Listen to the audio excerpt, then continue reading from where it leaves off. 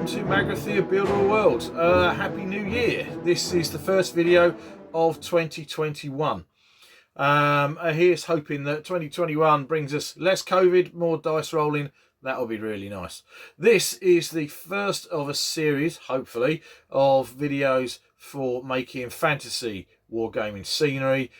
If you're a subscriber to my channel already, you'll know that I've made a whole load of Necromunda scenery recently, and right back at the start of my channel last year, I was also put some Burrows and Badgers stuff up.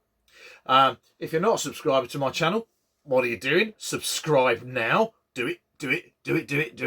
And then when you watch this video, go back and check out all my other stuff as well, because there was quite a lot last year. I was pretty busy. If you're interested in this going forward, then the next few videos are going to be fantasy based, Lord of the Rings, and then who knows where we're going to go from there. Thanks for joining me on this journey. I still can't believe how many people want to watch a fat, hairy hobby Gandalf sat in his shed getting on and making models, but I'm really pleased you're here. So from that point of view, that's very cool. We're going to this year make a whole bunch of different scenery for different war games, so make sure you subscribe and hang out with me, because there's an awful lot of model making to come. So what are we doing first then? Right, well, we're going to be looking at Lord of the Rings scenery. Games Workshop's 25mm, true 25mm, Middle-earth strategy battle game. One, in my opinion, one of the best fantasy games, one of the best skirmish systems ever created. I've been away from Lord of the Rings for a long time, and then a good friend of mine, a teacher friend of mine, and I kind of like met up some time ago, and he's totally into Star Wars Legion, and then I kind of pushed him into Lord of the Rings, and he went for it, hook, line and sinker. He's got loads of stuff now, and I feel really bad because I haven't done anything. So Rob, I'm sorry mate, I'll try and catch you up now. So I've bought figures for a number of different Lord of the Rings armies that I really fancy. I would love, in the fullness of time, and now I've kind of got a bit of a Lord of the Rings mojo going, and the fact that I've just loved the figures, I'd like to fight the War of the Ring up in Erebor and have Easterlings fighting the Men of Dale, and I've got figures to do both of those things. I also love hobbits in general, because the scouring of the Shire is my favourite part of the books, and I'd love to make some Shire based scenery, but first of all I'm going to start off by making scenery to go with my first army that I've chosen, which is going to be an army of Isengard. Specifically, mind you, men, Dunlendings and the wild men of Dunland. This is a Dunlending chieftain. You can see how far I've got with the paint job. Look, black undercoat and a metallic dry brush. Woo, go me. I love the idea of the Dunlendings purely because they're not really featured in the book or the film. They're not in the film at all. The wild men of Dunland aren't, but Dunlendings aren't. And they hardly feature in the book either.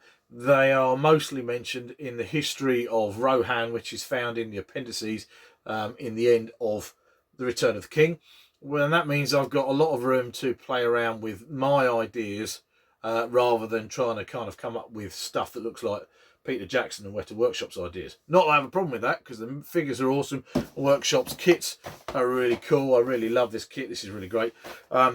But I don't see the Dunlendings, although they are similar people to the Rohirrim, living in exactly the same homes. The Rohirrim have moved onto the plains of Rohan and have got all the best places to live, all the forests, all the fertile land. And the Dunlendings and the wild men of Dunland have got an eternal cob-on, because they've been pushed to the extremities to all the naff places to live. They live in the fens and the moors and the wild bogs and the uplands. Not as many trees, not as much fertile farmland, and that's the main problem. So as opposed to making houses which are almost entirely wood with thatch roofs, I've been looking elsewhere for inspiration for these models, and I've been looking mostly at things like this and this. Crofts from the Scottish Highlands and Ireland. Oh, and also these turf-roofed houses from Iceland. They'll look similar to the Rohirrim houses, but they're going to be made more than anything else out of stone with turf roofs, and that will give it a different kind of feel. They also, hopefully, will then be able to be used for Burrows and Badgers for the kind of Highland figures that I've got there. So I'll be able to get extra use out of those models. Now, there are a number of things I'm going to make choices about. First of all, the main choice is what am I going to make them out of, and I'm going to almost certainly use high density polystyrene, XPS foam it's often referred to. This stuff is 10mm, and this is great for cutting and carving into, and it's going to make really good solid structures, easy to work with. I'm not going to sit and cut out individual bricks like a lot of foam workers are doing at the moment. That seems like way too much like hard work. I'm going to be scoring brickwork into the polystyrene. There we go, over there. And that will do just as well. The other choice I'm going to have to make is whether these models are going to be accessible or not, whether I could take the roofs off. Now, in many ways, Lord of the Rings, a lot of the scenery you don't have to do that, but it's a skirmish game and it's going to be little forces, and I like the idea of going in and out of buildings and using them properly. Also, if I'm going to use these at any point for Burrows and Badgers, they need to come apart, because all of my B&B scenery comes apart. So I am going to be aiming to make these with detachable roofs. Right. This, hopefully, is going to be quite a straightforward build. We're going for a rectangular building with 2 stone gable ends with chimneys, just like the Crofts, a low stone wall, and then it's mostly going to be turf roof. We'll see how we make the turf in a little while. But let's get on with the initial sketching, working out of the base and the general cutting out. Come down here and check this out. Okay, so the first thing I'm doing is I'm just going to cut out a base. This is just hardboard, easily accessible from most DIY stores. And if you're ever chucking away picture frames, photo frames, that kind of thing, if you're ever throwing away drawer units, that kind of thing, it's often the stuff that makes up the base of a drawer. It's good stuff to use, especially this size, it doesn't warp, that kind of thing. And I'm going to cut out this to make a base for the house. Now, in other games, in Burrows and Badgers, that would be quite a reasonable size for a building. I wouldn't even worry about cutting that up. I trim down the sides, slap a building on there. It's 6 inches across, about 8 inches long. But actually, that's quite big for Lord of the Rings house, by the looks of things. I haven't made any of these Rohan houses, but just by judging by the roof of the Rohan house, it's only 5 inches long. And this back panel here is the back panel of the house, and that's only 3 inches wide. So 5 by 3, and then maybe with a porch on the front. So if I make it 6 by 8, that's going to be really big. I want this to be a fairly simple, straightforward croft to start off with. They are long and narrow. So I'm going to make this base 5 inches wide, because that's going to give me room around the outside to put a wood pile and barrels and that kind of thing. And I'm going to make it 6 inches long, so the building is going to be probably 4 by 5 or ish that. Okay, so my plan is keep it nice and simple. All right,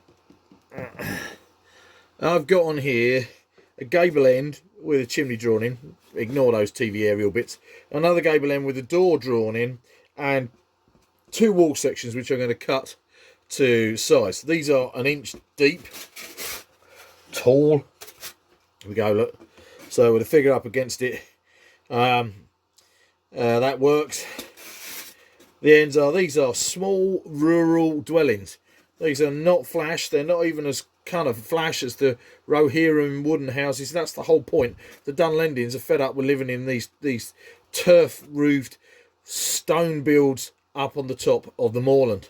So I'm always going to go for a simple build for my very first thing, and it doesn't get much simpler than this. This is a polystyrene box with a cardboard roof with turf on the top.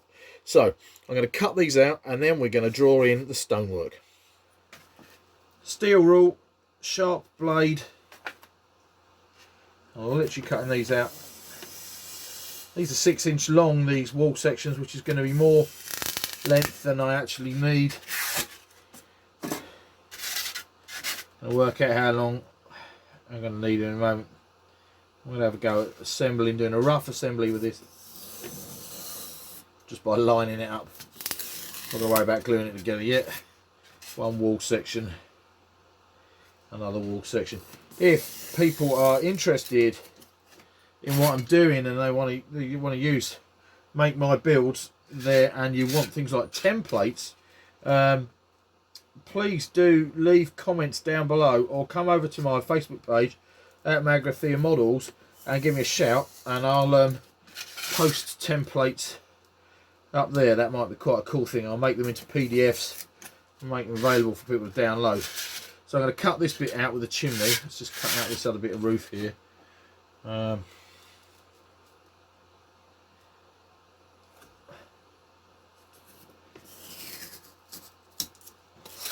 one gable end there.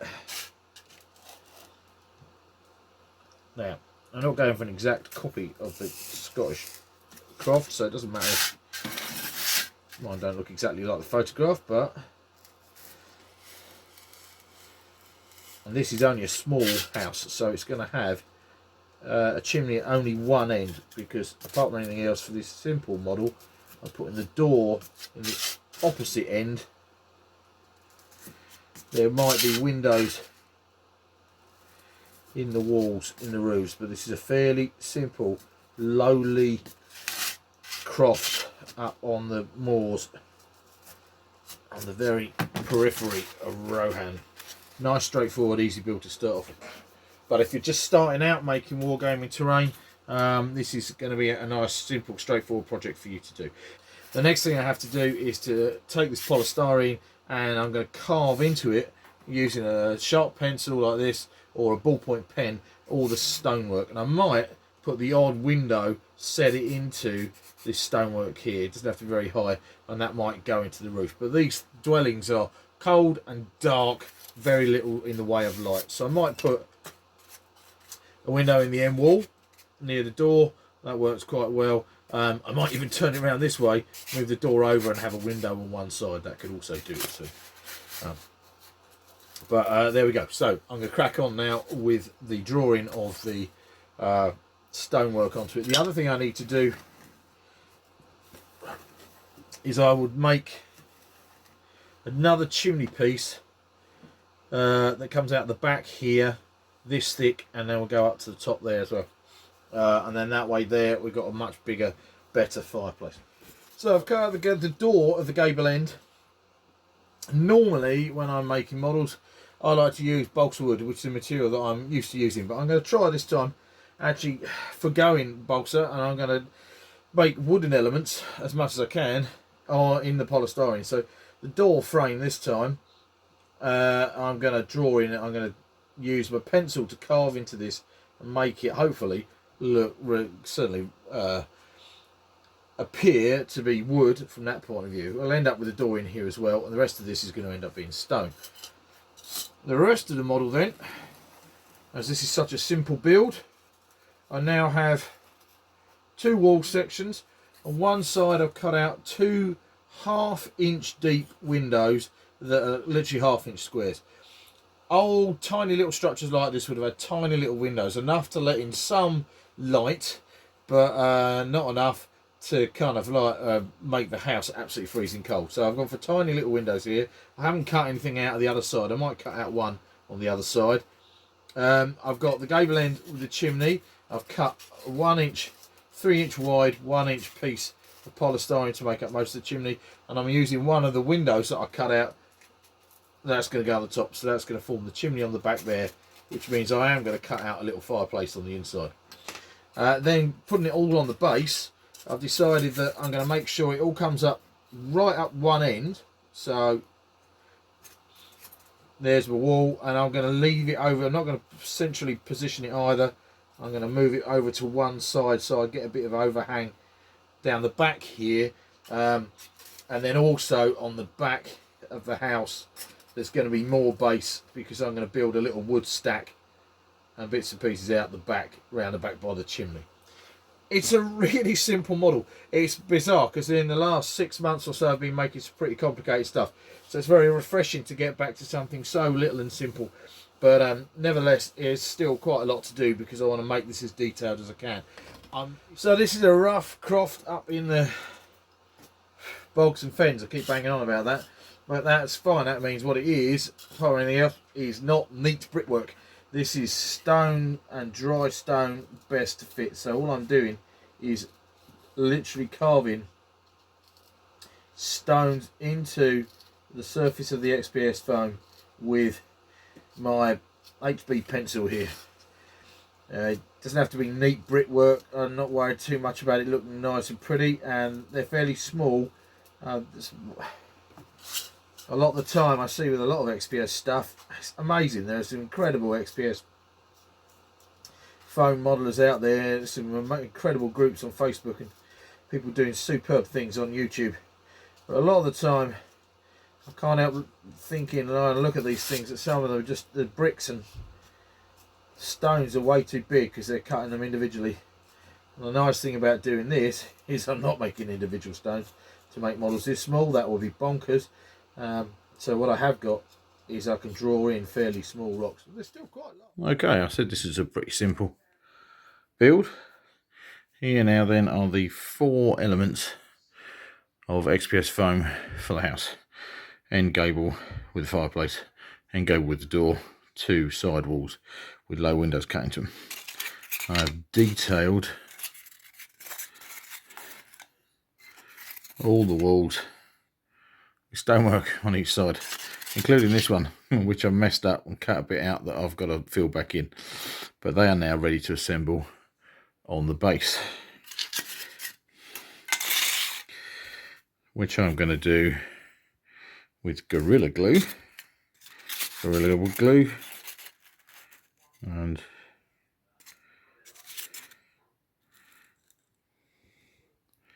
the 4 bits of model are going to go together thus. Chimney on the inside, like a proper Croft. So I'm going to stick that together. I'm going to put cardboard paving inside the building, and that then gives me a little bit of room around the back here and around this side for some detail, some plants or barrels or benches, that kind of thing. So the next mission then is to stick this together with PVA glue and put a base in, and then I'll think about the roof. This is going to be pretty cool, pretty little model.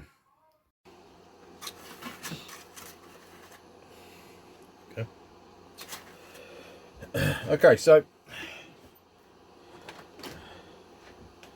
this is where we got to with the first stage of construction. You can see it's a very simple model compared to some that I made recently, but it's going to be quite nice. The chimney inside, all surfaces have been carved with stonework, and I've floored the bottom of the house with large paving slabs. I've recycled a Christmas card there, basically cut that up. Probably, in reality, that would just be hard packed earth, but it'll make more interesting from a paint job point of view. I'll texture that anyway, and I'll put some sand and bits and pieces on it.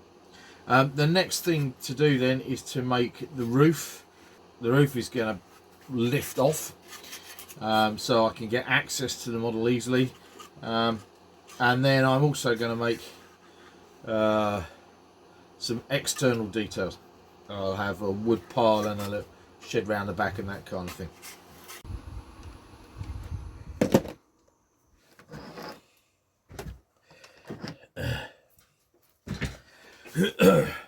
Okay, so I'm now going to make the roof for this Croft, and the main part of it is going to be made from mountain board, thick rigid cardboard.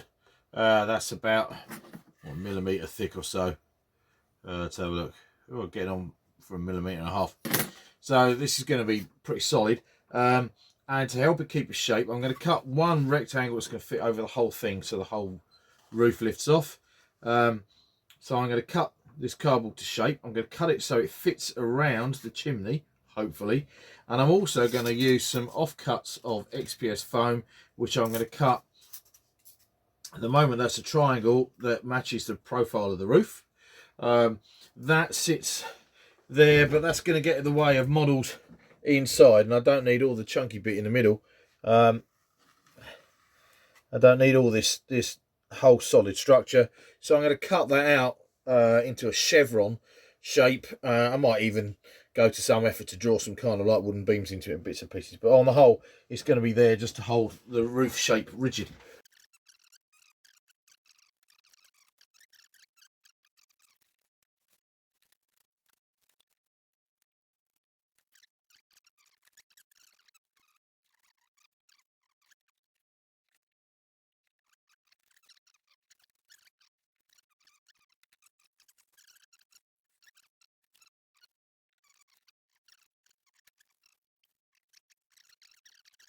Right, so I didn't show you this earlier, but I'm going to show you now. This is for experienced modelers out there and grown-ups and people who know better, I apologise for teaching you how to suck eggs.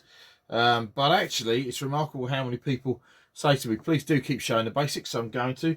And I use Gorilla wood glue. It's a very tough PVA glue, gets a terrific bond with cardboard and foam and that kind of thing. And it's amazing how many people don't entirely use this stuff right. I was shown how to use PVA glue by an old teacher colleague of mine many years ago who was into technology, and showed me how to make it into a contact adhesive, which was really, really cool. What you have to make sure you do then is you glue both sides that you're gluing. So a bead of glue on both bits, on everything basically. And then what I'm going to do, I'll smear that around in a moment, is you let it go off, or almost go off, so it's no longer gooey and it's just kind of feels kind of sticky. But actually when you stick that together with the bit you're gluing on the other surface, then you get a really tight bond really quickly. It acts like a contact adhesive. So I've marked at this end, this is where the end wall is, so I'm going to run a bead of glue down here on the inside of that. That's where that is going to go. Then obviously I'm using the end of the chimney as a guide at the other end of the roof.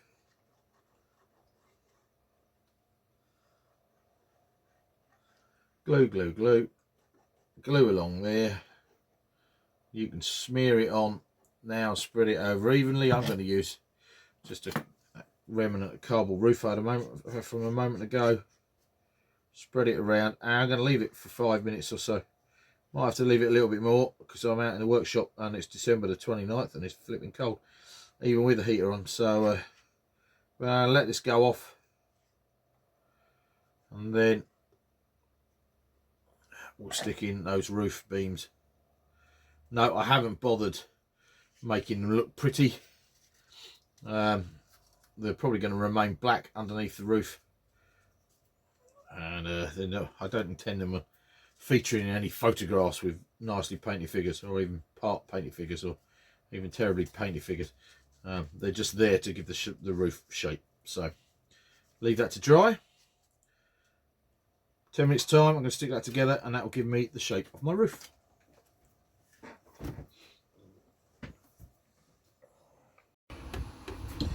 Right then, you can see the roof glue still going off. So while I'm waiting for that, that's nearly there, I'm going to start to texture the base.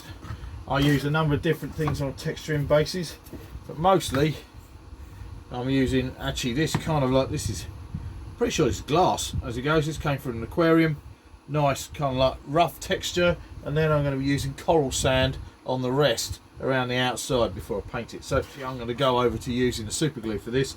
I brush on super glue. I normally tend to use Gorilla super glue, just because that's what I can get. I'm going to use the brush on version, and all I'm going to do is I'm going to brush glue along some of the base, the corners around the base here, and I'll drop some of this larger gravel onto that. When that's dried, I'm then going to use Podge PVA glue, and I will put coral sand on the rest.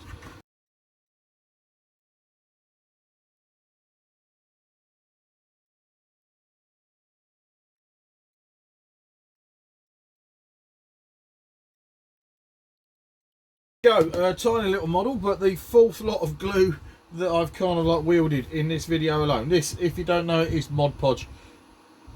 It's a PVA glue, very commonly used. I like using this a lot.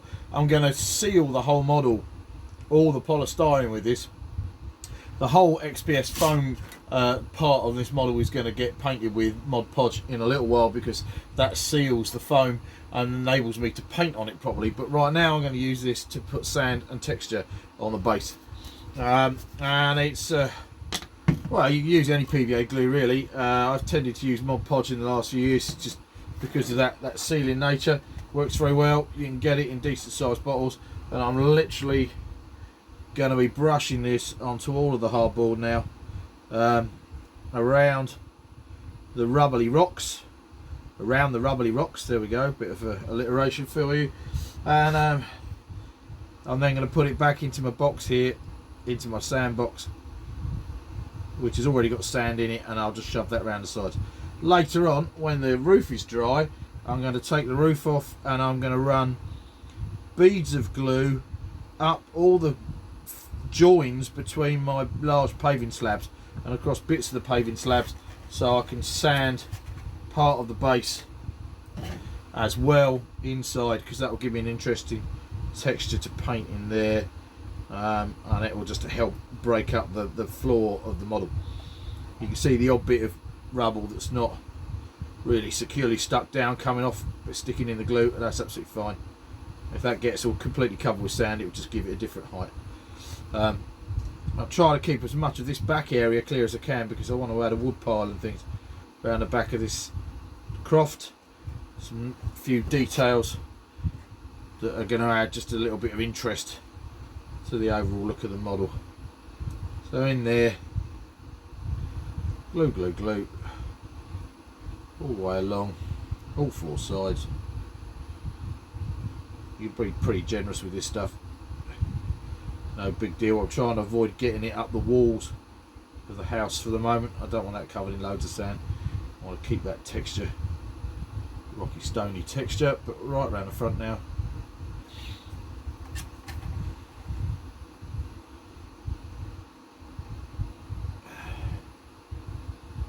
And I'm just going to plonk this down into my sandbox here and leave it in there. I'm going to shush the sand around the side and leave it alone for half an hour or more.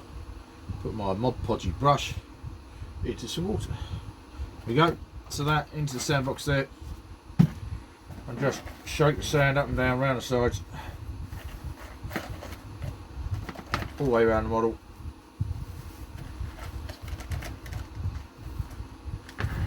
Like I said, if you're an experienced modeler and you don't need to be told how to apply sand to a model, then that's fine. But yeah, it's always interesting to see how other people do it. There we go. I'm going to leave him in there now for half an hour or more, let that sand all dry and the roof go off. I'll go and have a cup of tea. Here's the house then, and I've given the roof time to dry, so now it's got a good shape. I've even taken some time to draw a bit of detail into the beams there. I really don't need to worry about that, because they're not going to be on show. And I've also, as I said I was going to do, sanded over some of the cracks and joins in the big stone bits on the floor. It's just going to make it a little bit more interesting to paint. Now the next main job we've got to do then is to put the turf roof on this house, on the Croft. And a turf roof, I pretty much do them the same way that I do thatch roofing. Apart from it can be a bit more wild and anarchic. And I use teddy bear fur. This nice red teddy bear fur is going to take quite a bit of paint, this. And all I'm going to do essentially is cut some bits of teddy bear fur that I'm going to stick down to the roof on both sides, and then I'm going to go at it with Mod Podge. Now normally I'd be worried about which way the fur lies, because if I was doing thatch, I'd cut two separate pieces so I could have the fur lying down, and I could comb it down over the roof so I could make it look like thatch.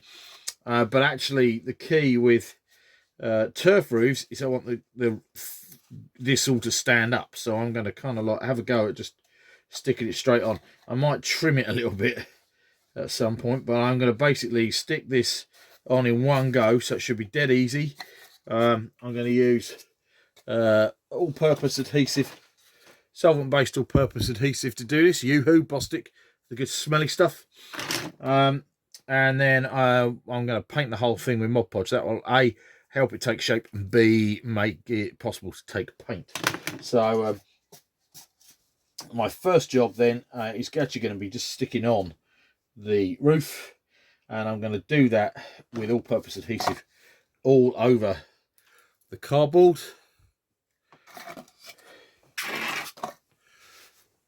And then I'm just going to apply the roof to it, and then I'm going to leave it to dry, and then I'm going to trim it off. I've got so much of this red fern, that's a piece like that.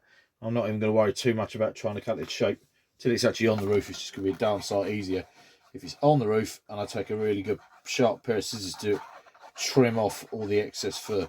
I'm going to make sure I've got a little bit of extra fur hanging off over the edge down here, because I want the turf to hang down below the eaves, hang over the top of the stonework of the walls, that kind of thing. But the first job, just glue it all on. Hope it's worked. Got a number of other turf roof models for other systems.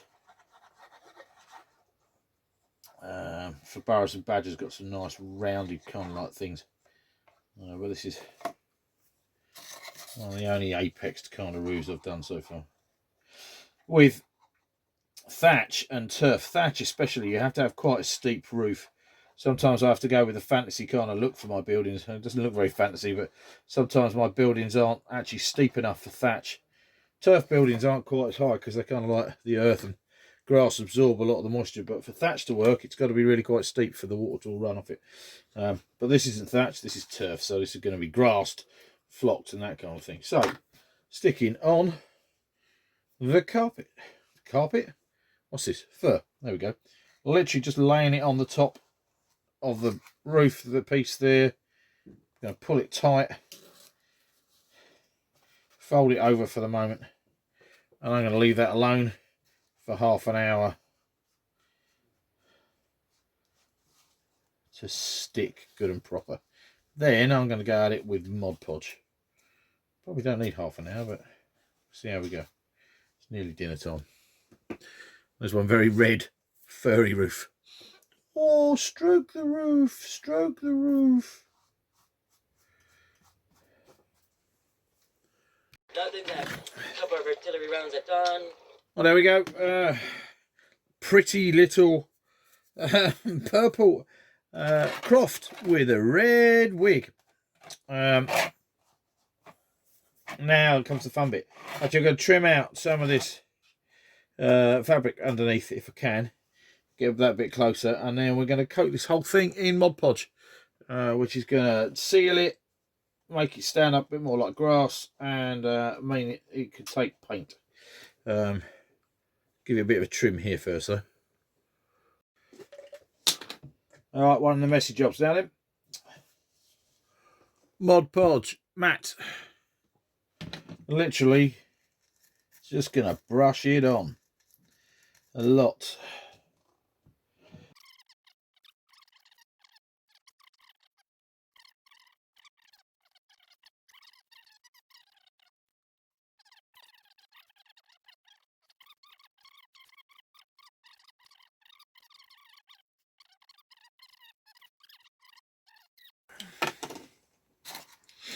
So there is my roof. Nice flame red turf roof.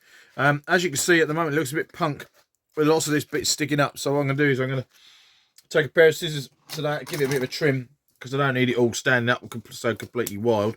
But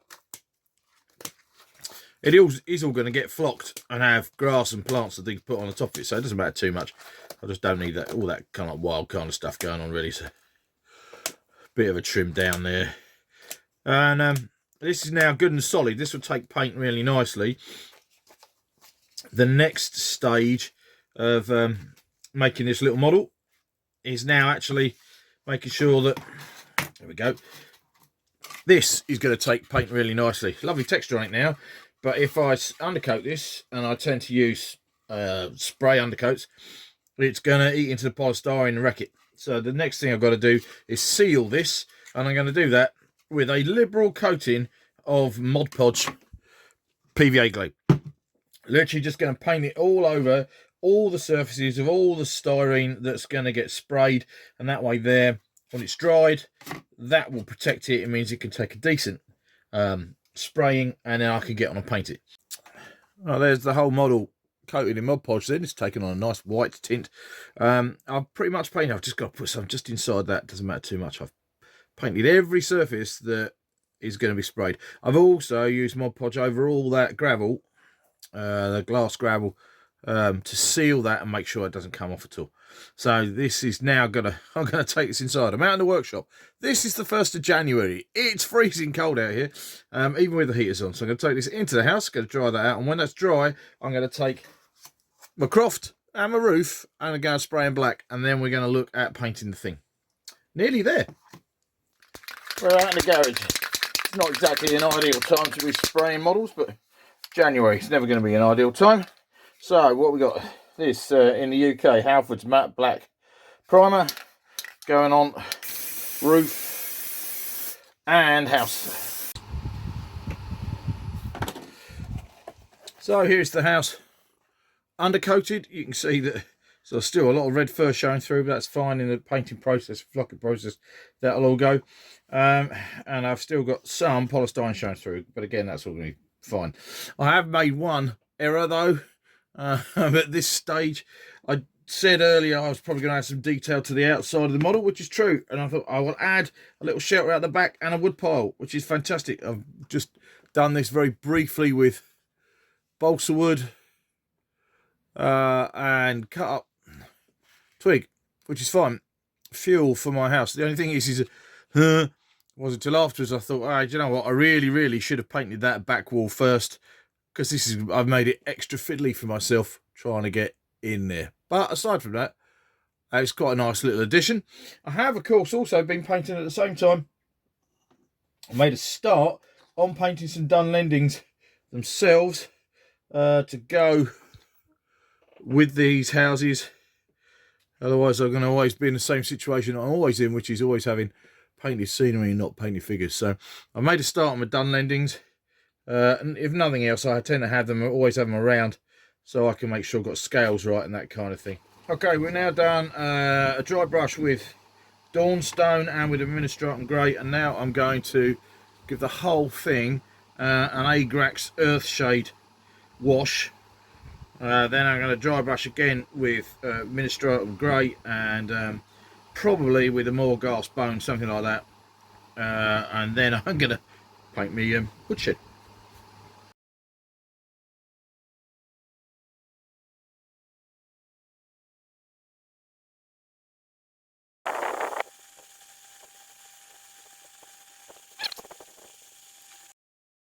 Okay, so I'm waiting for my Agrax Earthshade to dry on the main building, so I'm started on the roof.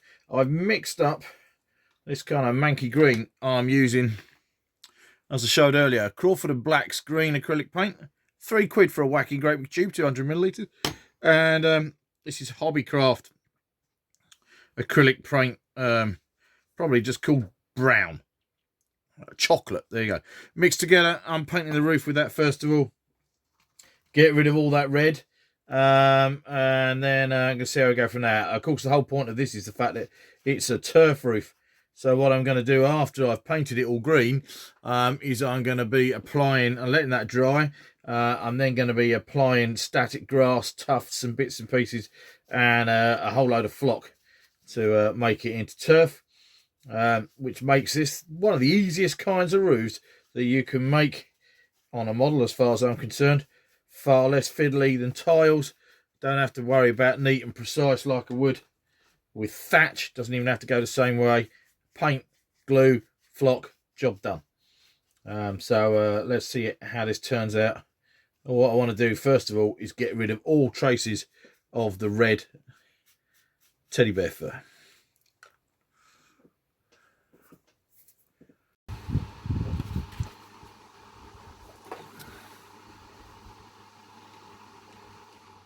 Okay, so now we've had the Agrax Earthshade has dried, and I'll now dry brush that now with a Mediterranean grey and some more gas bone and Screaming Skull as well.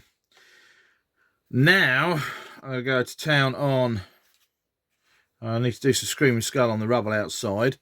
I'm going to do some more on this wood pile out the back, base it, paint up some of the sand inside, paint the fireplace at the back there black. That's a cool angle in it. And then I'm going to have to start on the roof. I'm also going to add a bit of flock moss in various places on the walls. I want this to look like it's well weathered, but I'm not going to do that until that is fully dry and flocked. So here is the final model. It's a very simple little model, but I think it works really quite well. Let's just turn it around. Front on. Works, stonework, turf roof, different bits of turf, and might have to add a bit more flock in places, to be honest. But it works quite nicely along the sides. Figures up alongside it. Here's some Dunlendings that I'm halfway through painting. They work really well. Pleased with that. And then there's just a hint of detail around the back. It's a nice little wood pile.